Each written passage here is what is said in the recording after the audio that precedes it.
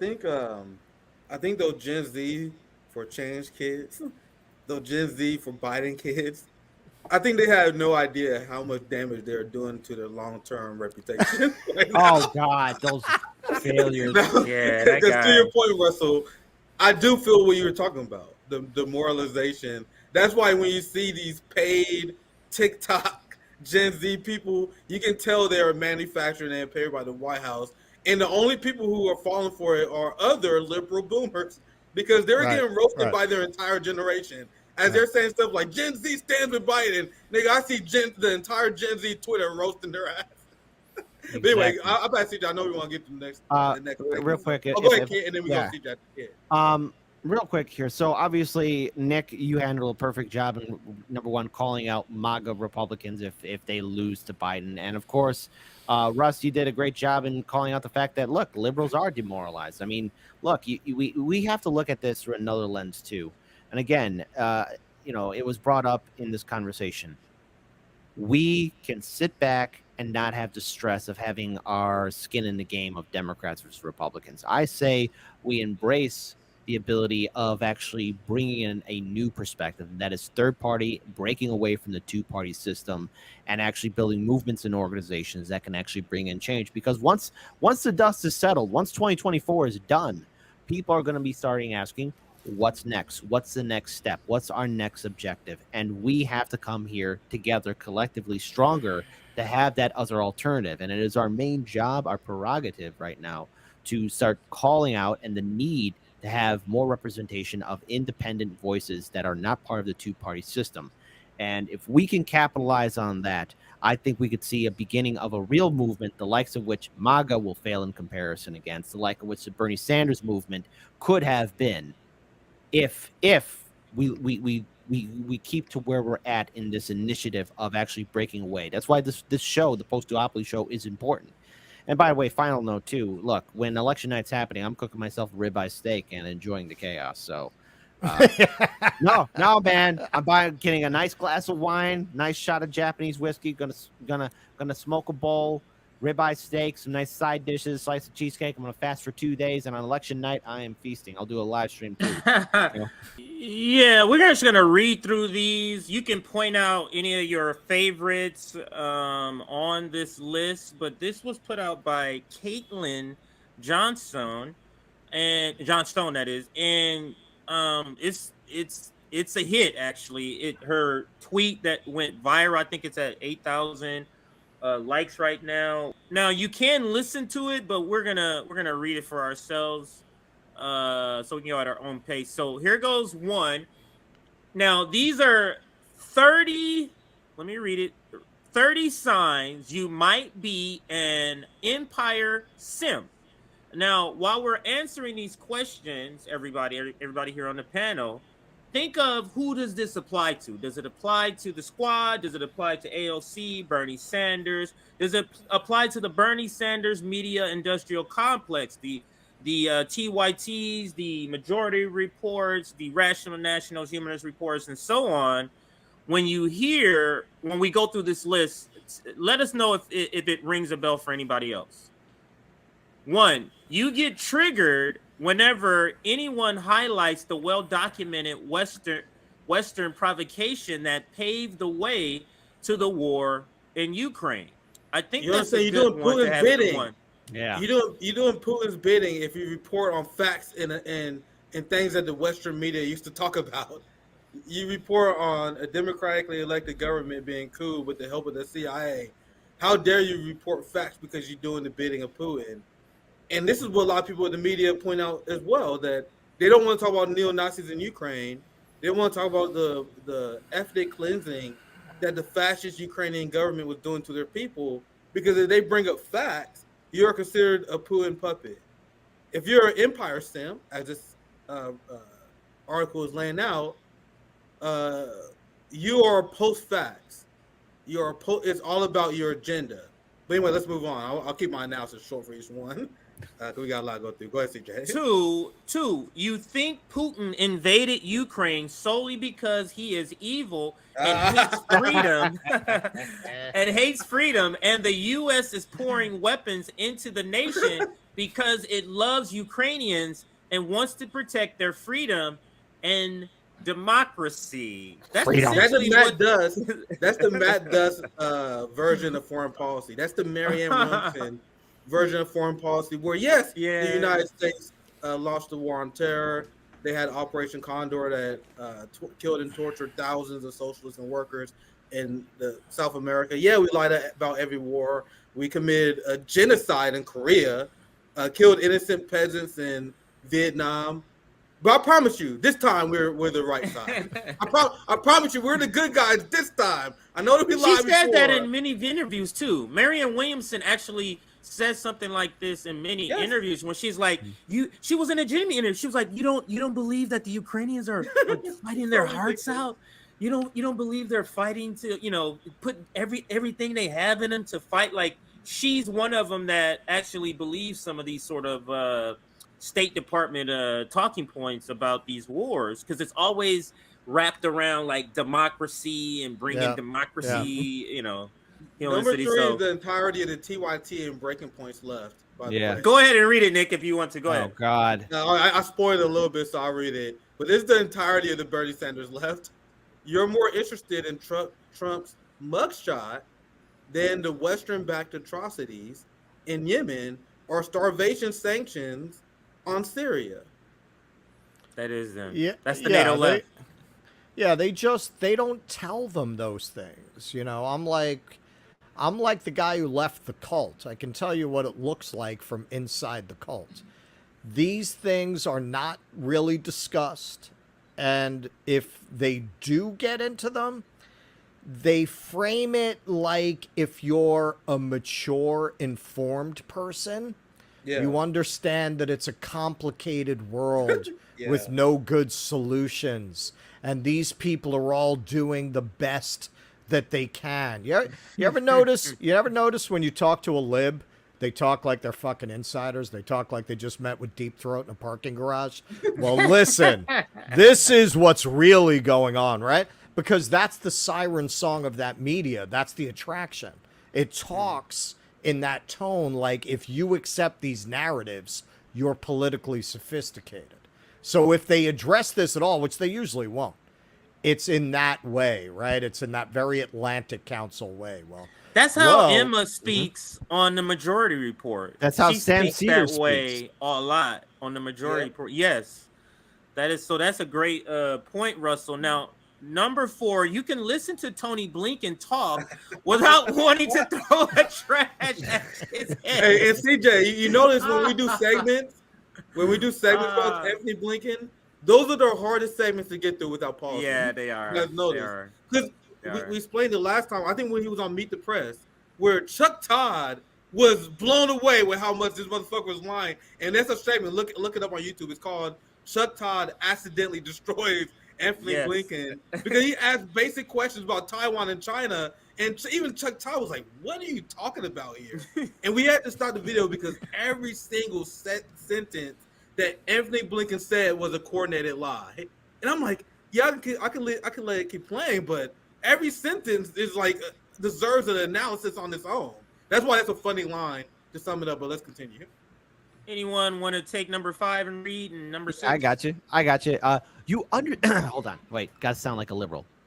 You understand that the last time there was a credible foreign military threat near the U.S. border, the U.S. responded so aggressively that it almost ended the world, yet you demand that Russia and China accept U.S. military threats on their borders. That's all of Ukraine. That's all of the Ukraine flag wearing people. I mean, waving people all over Twitter. That's them. That's all of them, and they're asking us for billions of dollars. Meanwhile, Maui, Hawaii, hey guys, you get $700. Don't spend it all in one spot.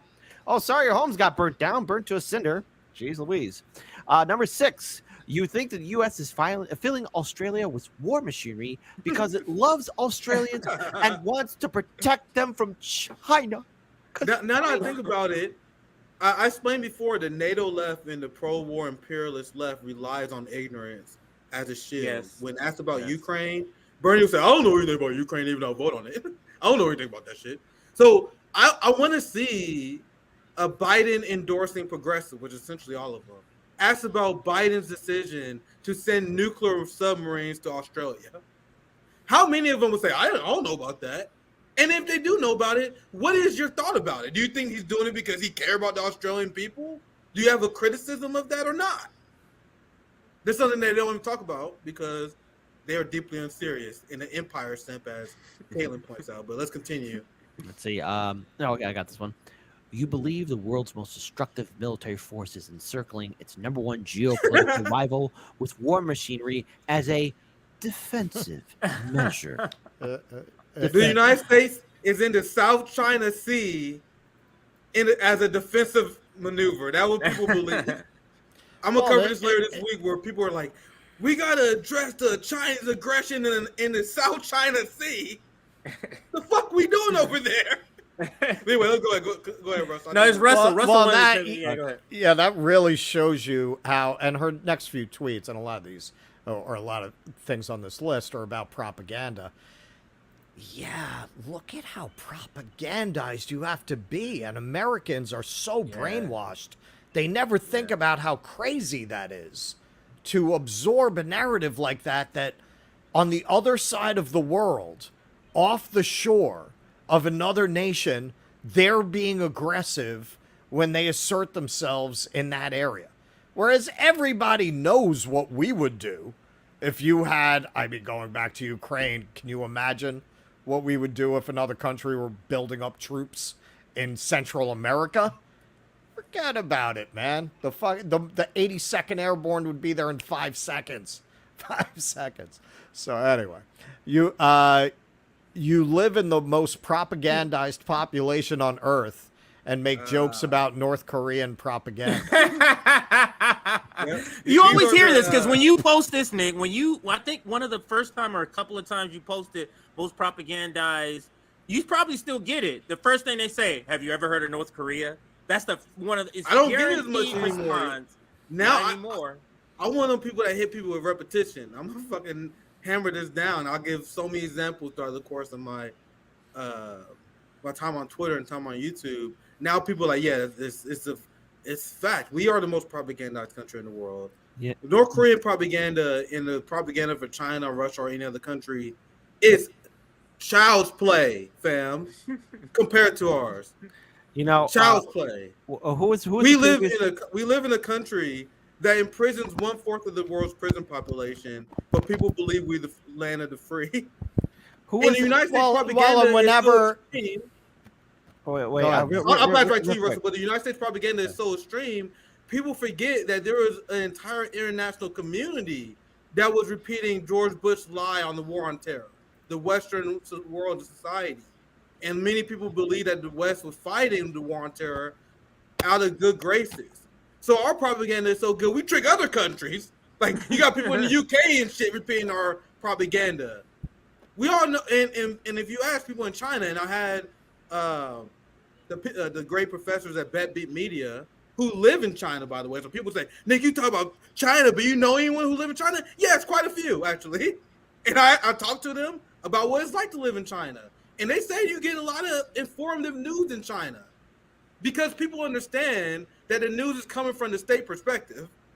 People watched Rachel Maddow, Chris Hayes, and the pro-war propagandists, and they think they're getting real objective news.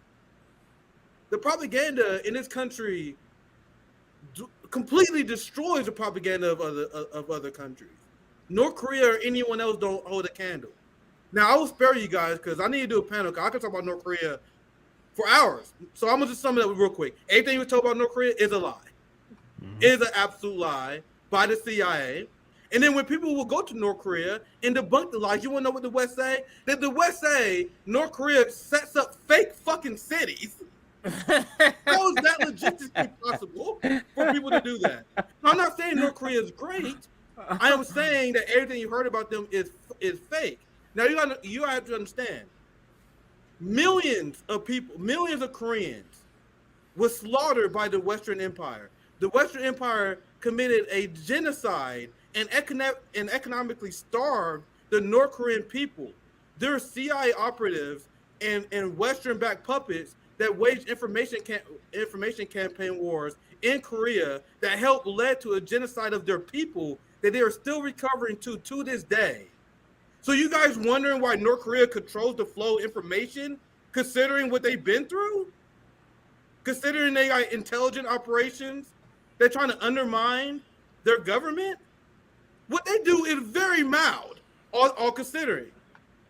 When you are under war, when you are under siege by the Western imperial regime, whether you like it or not, it's under your best interest and your people's best interest to control the flow of information because the West is trying to destroy you and your nation.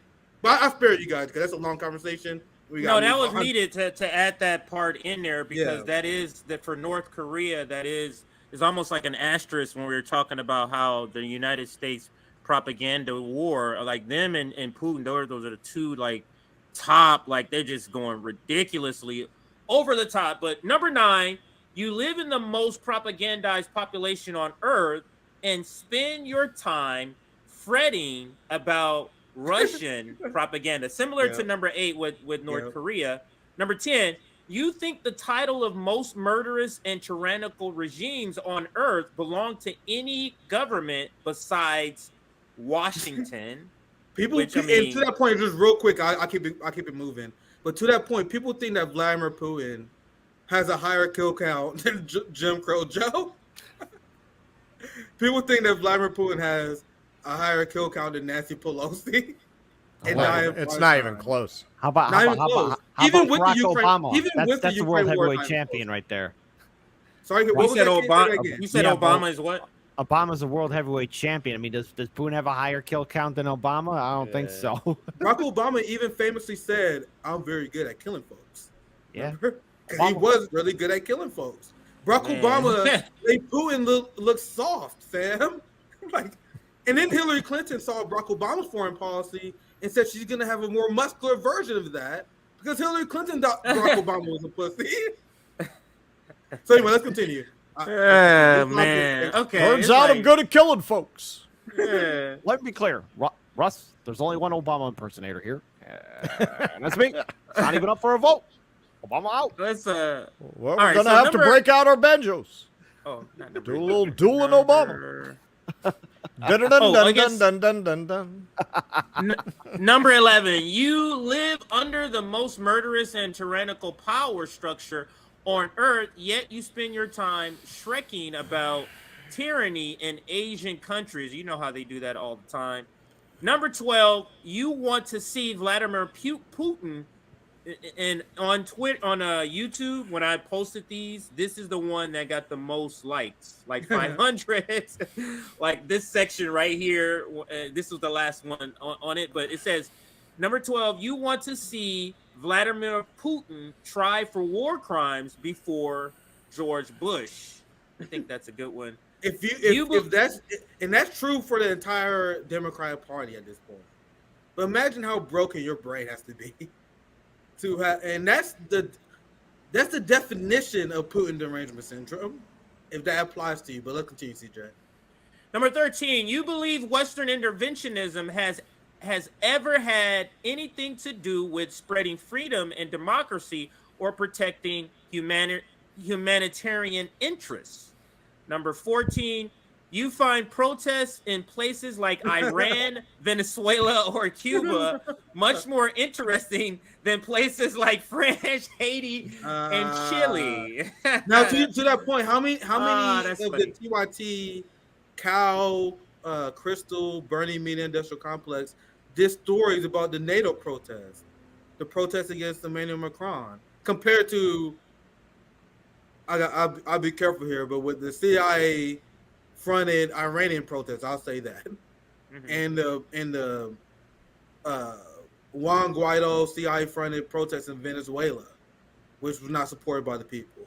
But so that's a great point. But anyway, let's continue. Let's read a few more, and I think maybe we can start to. I don't know if we. We'll see how it goes. So, 15, you unironically call NATO a defensive alliance. 16, you rend your garments about China preparing to seize control of Taiwan, but military force without ever acknowledging that the U.S. empire is preparing to do the same exact thing. she's just destroying them. And she does it with humor, is what I like about Caitlyn. Or maybe she's not trying to be funny, but it's Yes, they are. But she's funny. Caitlyn has the humor where, and she's consistently funny. And you see with the statements here, they're funny because she's stating how absurd the ideology of neocons and neoliberals are just by stating it in plain language. Just by stating what they believe in plain language is funny. Like, she says that you unironically believe NATO is a defensive alliance. Just that's how crazy their ideology is.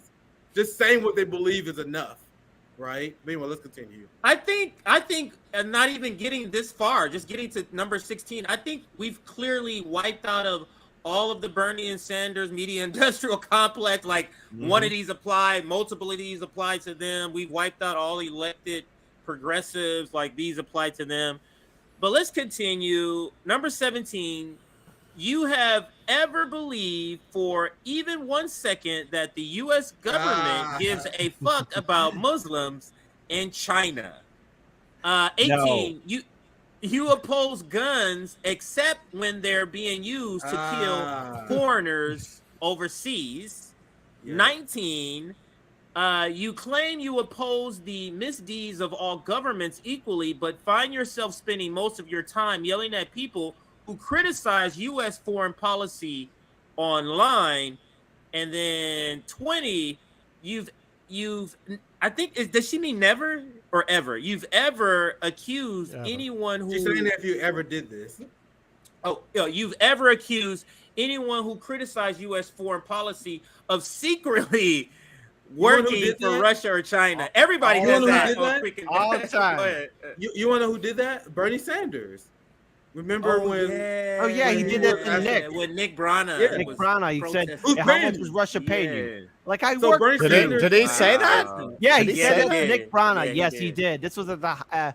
This was like 2 months after Jose Vega confronted AOC at that town hall, and then other people started doing that too. And then Nick Brana confronted Bernie, and Bernie's like, "Who's paying you? Is it Russia? Is it Russia paying you?"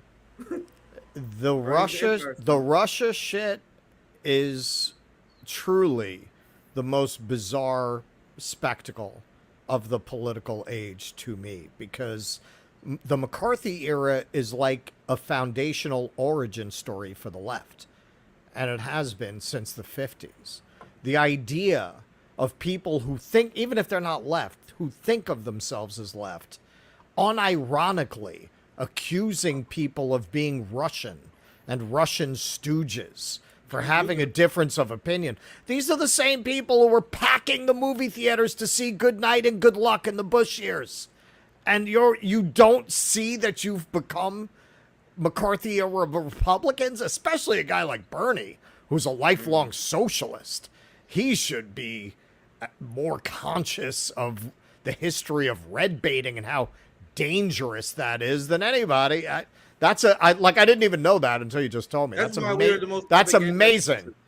That's why we're the most propagandized country in the world, Russell, because they do it and they don't even realize it. They think they're being progressives, advocating for the good guy, the U.S. empire.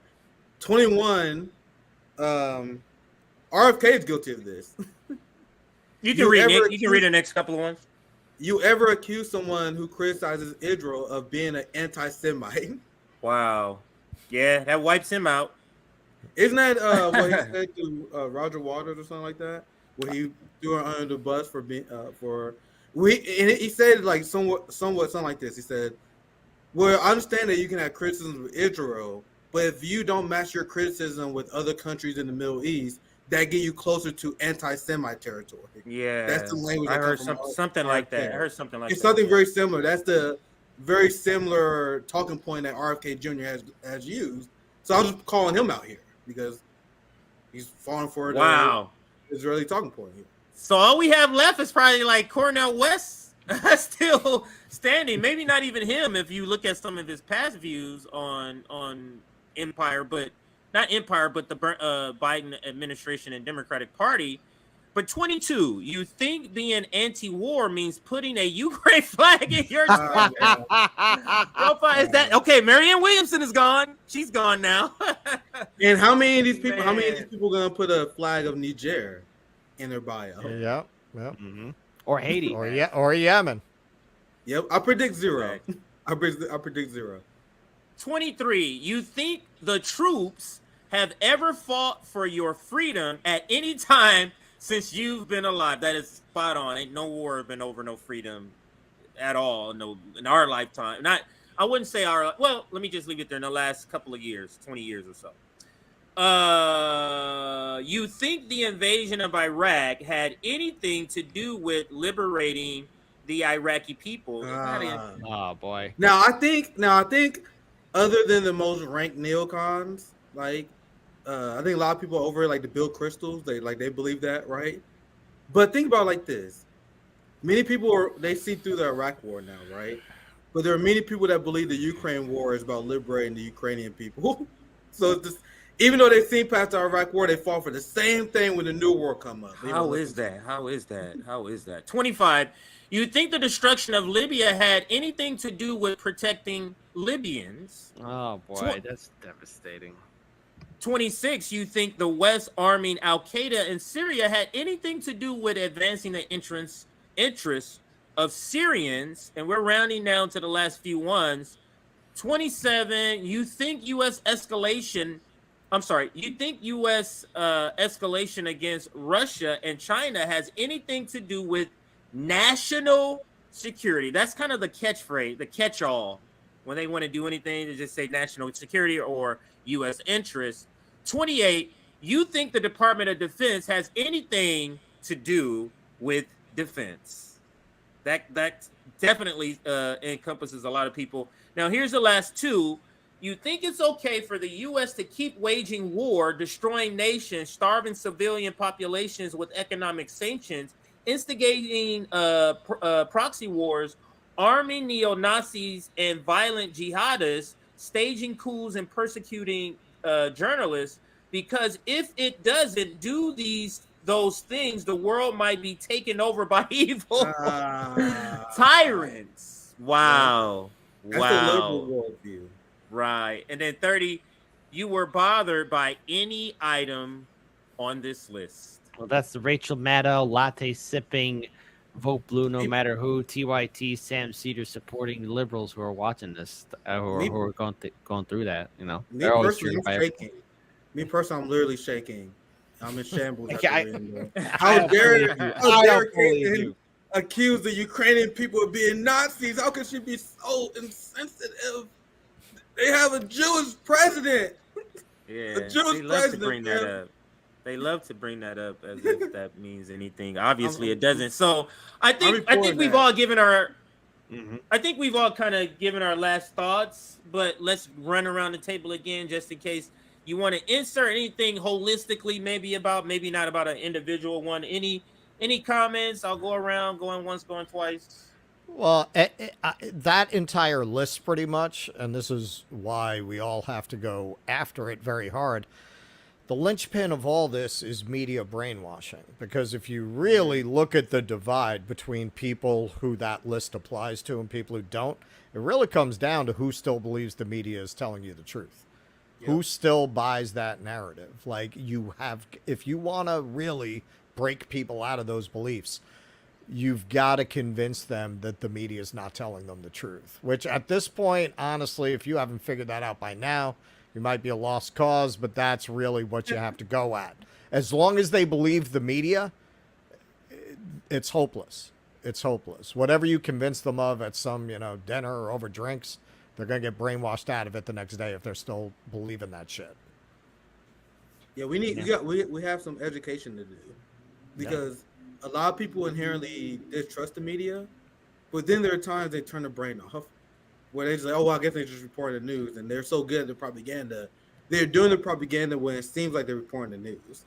That's why people fell for the Ukraine war at first, but after the narrative war, after many people spoke out against it, after people opened their mind to another potential, that's when they started turning against the war. That's why most Americans are against it now. But there's this there's this war happening where people would distrust the media, but they will still listen to the media narratives on a few things, Yeah. right?